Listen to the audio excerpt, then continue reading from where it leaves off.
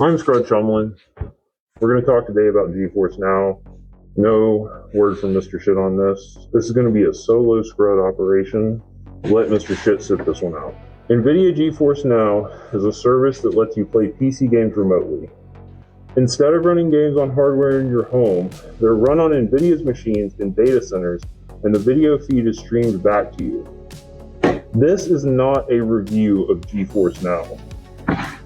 For the sake of argument, I'm going to assume that it works perfectly. No lag, no stuttering, no technical issues at all. Because the problem I want to talk about isn't how well it works, it's what it represents. GeForce NOW is essentially a way of renting time on high-end PC hardware. NVIDIA advertises that games are running on powerful GPUs in their data centers, often higher-end hardware than people own. The subscription doesn't include games. You need to already own them.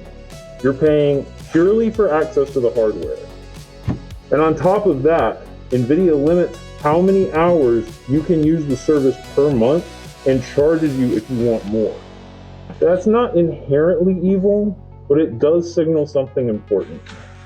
I think that widespread adoption of services like this would be bad for gaming.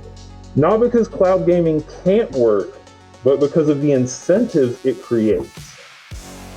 We're likely headed towards a period of time where PC hardware is going to become more expensive and harder to find. If that happens, renting remote hardware starts to sound very appealing. And once enough people accept that model, companies gain something extremely valuable: control. When you don't own the hardware, you don't own the experience. Access can change, pricing can change, limits can change, and companies only offer generous deals for as long as they need to. We've already seen this pattern with subscription services like Xbox Game Pass. Early on, the value is incredible. But once people are comfortable, prices will rise because at that point they can. The concern isn't that GeForce NOW exists.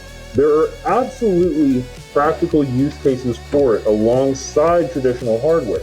The concern is what happens if it becomes the default. Because ownership is inefficient for companies, but it's protection for consumers. We've seen a lot of industries try to move entirely towards subscriptions. Sometimes it works. Sometimes it collapses under its own weight, like the rush towards live service games did, that left so many failed projects behind. Maybe cloud hardware ends up the same way. Maybe people ultimately reject not owning anything. I hope that's the case. While computers are not food or housing, it still feels like we're drifting towards a future where scarcity is not accidental, it's engineered. And that's not a direction we should be encouraging.